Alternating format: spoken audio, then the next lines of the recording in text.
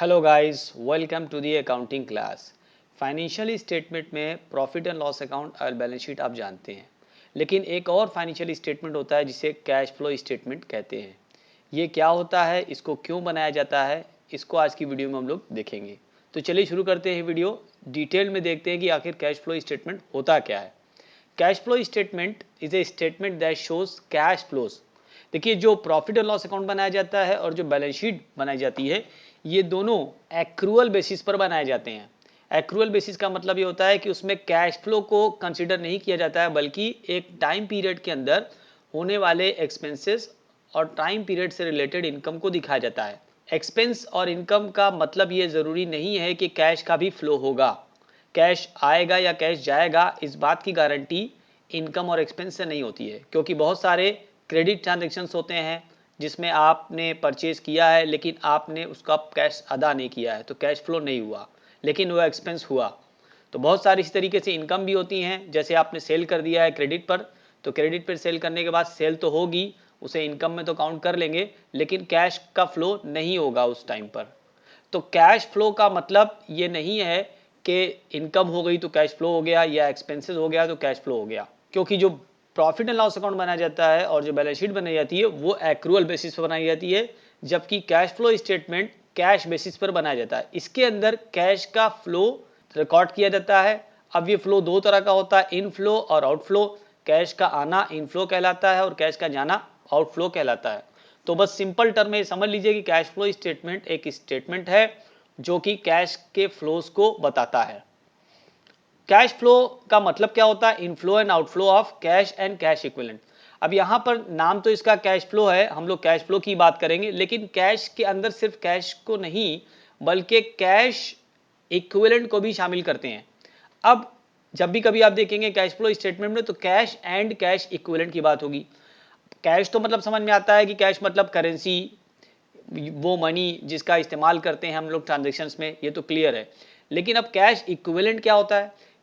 Cash equivalent का मतलब वो चीज़ें होती हैं जो कि कैश तो नहीं है लेकिन कैश के जैसी हैं या कैश के काफ़ी करीब हैं, उनको हम लोग कैश इक्विवेलेंट मानते हैं।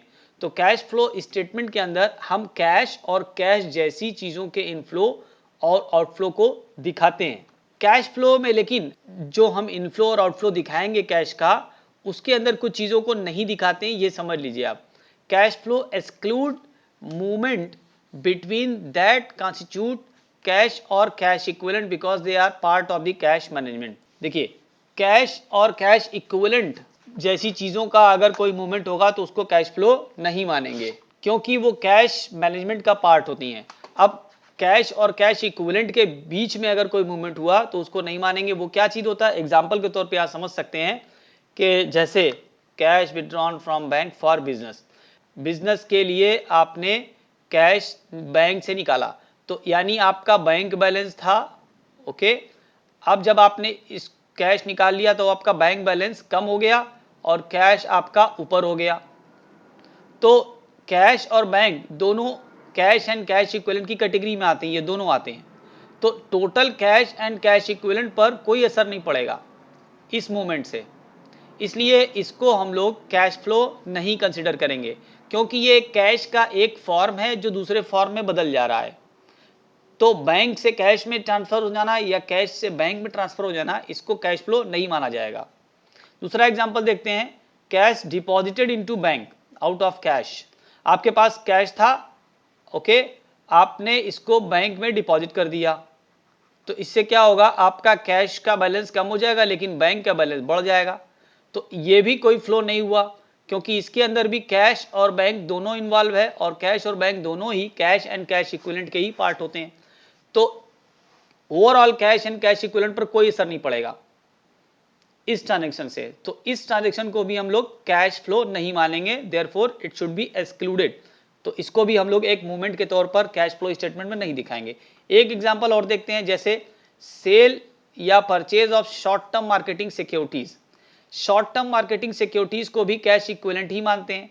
तो अगर कोई शॉर्ट टर्म मार्केटिंग सिक्योरिटीज को आपने बेच दिया, तो बेच करके क्या आया? आपके पास कैश आ गया, ओके। तो शॉर्ट टर्म मार्केटिंग सिक्योरिटीज आपकी कम हो जाएगी, कैश आपका बढ़ जाएगा सेल करने पर।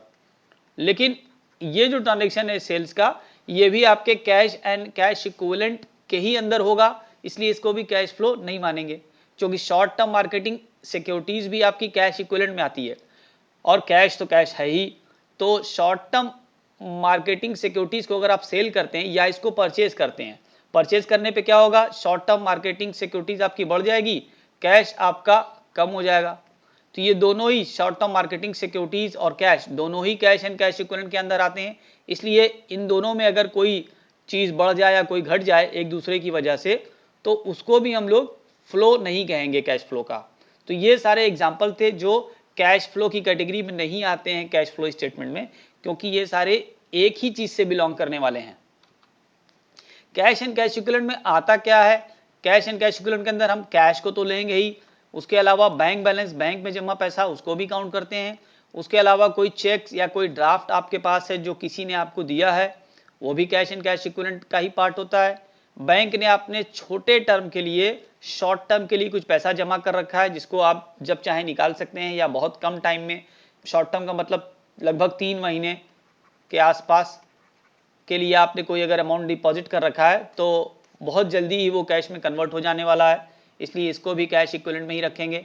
उसके अलावा marketable securities, short term investment, आपने कोई सिक्योरिटीज खरीद रखी है जिसको आप बहुत जल्दी चाहें तो लिक्विडेट कर सकते हैं, इसको सेल कर सकते हैं, आसानी से बिक जाने वाली सिक्योरिटीज है, इसका बहुत लॉन्ग टर्म मैच्योरिटी नहीं है, लगभग 3 महीने इसकी भी मैच्योरिटी डेट है, तो विद इन 3 मंथ्स आप इस सिक्योरिटीज को बेच करके कैश में कन्वर्ट कर सकते हैं, इसलिए इसको भी कैश इक्विवेलेंट की ही कैटेगरी में रखा जाएगा।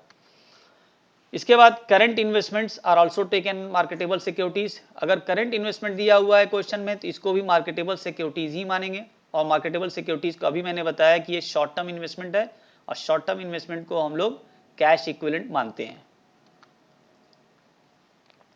Transactions that increase cash and cash equivalents are inflows of cash and cash equivalent.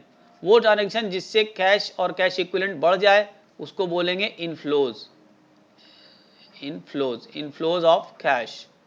Okay, inflows of cash जो होता है वो पॉजिटिव होता है, लेकिन कुछ ट्रांजैक्शन ऐसे होते हैं जिनसे कि आपका कैश या कैश इक्विवेलेंट घट जाएगा, तो जब ये घटेगा तो ये आपका निगेटिव हो जाएगा। एग्जाम्पल के तौर पर जैसे आपने कोई मशीन खरीदी, तो मशीन खरीदने पर क्या होगा कि मशीनरी तो आ जाएगी, आपकी मशीनरी तो बढ़ जाएगी, लेकिन कैश आपके पास से चला जाएगा। तो परचेज ऑफ मशीनरी एक एग्जाम्पल है डिक्रीज इन कैश का। और उसी तरीके से ऊपर वाले में अगर देखें, इस वाले में, तो इसके अंदर सेल ऑफ मशीनरी अगर आप करें, सेल ऑफ मशीनरी, तो सेल ऑफ मशीनरी करेंगे तो आपका क्या होगा, मशीनरी तो आपकी चली जाएगी मगर कैश आपके पास आ जाएगा, कैश बढ़ जाएगा, तो ये इनफ्लो हो जाएगा। तो वो ट्रांजैक्शन जिससे आपका कैश या कैश इक्विवेलेंट बढ़ जाए वो इनफ्लो ऑफ कैश कहलाता है, वो ट्रांजैक्शन जिससे कैश या कैश इक्विवेलेंट घट जाए वो आउटफ्लो ऑफ कैश कहलाता है। कैश फ्लो स्टेटमेंट के अंदर हम लोग इनफ्लो और आउटफ्लो ऑफ कैश को 3 कैटेगरी में बांट करके दिखाते हैं, जिसे ऑपरेटिंग, इन्वेस्टिंग और फाइनेंसिंग एक्टिविटीज कहते हैं। हमारी एक दूसरी वीडियो, बल्कि 3 वीडियो हमने बना रखी है ऑपरेटिंग, इन्वेस्टिंग और फाइनेंसिंग एक्टिविटीज के लिए, उन सारी 3 वीडियो को आप देख सकते हैं। कैश फ्लो स्टेटमेंट को एक स्टैंडर्ड के तहत बनाया जाता है जिसे कहते हैं अकाउंटिंग स्टैंडर्ड 3। ये स्टैंडर्ड रिवाइज हुआ है इसलिए इसको अकाउंटिंग स्टैंडर्ड 3 रिवाइज कहेंगे। कैश फ्लो स्टेटमेंट के बनाने का 2 तरीका होता है, एक होता है डायरेक्ट मेथड और एक होता है इनडायरेक्ट मेथड। सबसे ज्यादा पॉपुलर मेथड जो है वो इनडायरेक्ट मेथड है, most popular method is indirect method. Cash flow statement by indirect method is prepared from the financial statement. Indirect method में हम क्या करते हैं कि हम लोग इंफॉर्मेशन बैलेंस शीट से और प्रॉफिट एंड लॉस अकाउंट से लेते हैं और उसी इंफॉर्मेशन की मदद से कैश फ्लो स्टेटमेंट को बनाते हैं। कैश फ्लो स्टेटमेंट के बनाने के लिए बिजनेस की सारी एक्टिविटीज को 3 हेड में बांटते हैं जिसे कहते हैं ऑपरेटिंग, इन्वेस्टिंग और फाइनेंसिंग। इन तीनों एक्टिविटीज के लिए 3 वीडियो मैंने बनाई है, इसको आप देख सकते हैं। अब बात करते हैं लास्ट पॉइंट की, objectives of cash flow statement. आखिर क्यों बनाया जाता है कैश फ्लो स्टेटमेंट। पहले पॉइंट, कैश फ्लो स्टेटमेंट के बनाने का ऑब्जेक्टिव ये होता है कि कैश और कैश इक्विवेलेंट कितना आया ऑपरेटिंग, इन्वेस्टिंग और फाइनेंसिंग एक्टिविटीज के अंदर, कहां से, किस तरीके से, किस हेड के अंदर कैश का इनफ्लो हुआ या कैश को रिसीव किया आपने, ये पता करने के लिए कैश फ्लो स्टेटमेंट बनाया जाता है।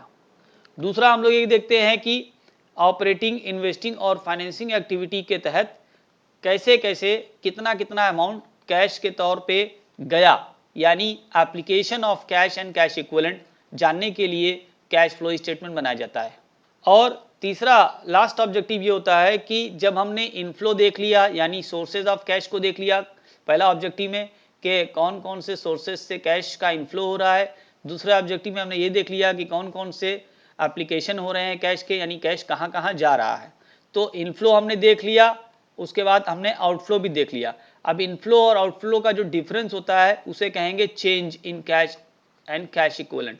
तो ये तीसरा ऑब्जेक्टिव हो जाएगा, इस बात का पता लगाना कि कैश एंड कैश इक्विवेलेंट में चेंज कितना हुआ, यानी आया कितना और उसमें से गया कितना। ये चेंज पॉजिटिव भी हो सकता है, निगेटिव भी हो सकता है, यानी अगर आपका इनफ्लो ज़्यादा है आउटफ्लो कम है तब तो जो चेंज होगा वो पॉजिटिव होगा, लेकिन अगर आपका इनफ्लो कम है और आउटफ्लो ज़्यादा है तब जो डिफरेंस आएगा, ये जो चेंज आएगा वो निगेटिव होगा।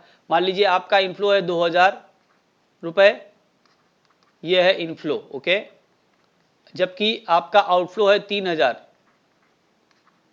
आपका आउटफ्लो 3000 है, तो ये क्या हो गया, आपका 1000 का निगेटिव बताएगा change in cash and cash equivalent will be negative, इसको बोलेंगे decrease in cash and cash equivalent. It is the difference between sources and application under operating, investing and financing activities.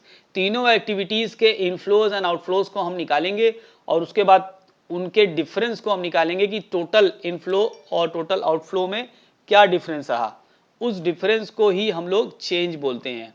तो कैश फ्लो स्टेटमेंट के बनाने का purpose उस change को पता करना भी है। उम्मीद करते हैं ये इन्फॉर्मेशन यूजफुल लगी होगी। तो अगर आपने मेरे चैनल को अभी तक सब्सक्राइब नहीं किया, इसको सब्सक्राइब कर दें। वीडियो अच्छा लगा हो तो इसको लाइक ज़रूर कर दें और शेयर कर दें अपने दोस्तों के साथ। इस तरह की और भी वीडियो मैं बनाता रहता हूँ। आपको कौन सी वीडियो पसंद है, कौन सी वीडियो और आपको चाहिए, कमेंट में लिख करके बता दें ताकि मैं वैसी ही वीडियो बना दें। अपना बहुत ख्याल रखिए, मिलते हैं अगली वीडियो में, तब तक के लिए गुड बाय।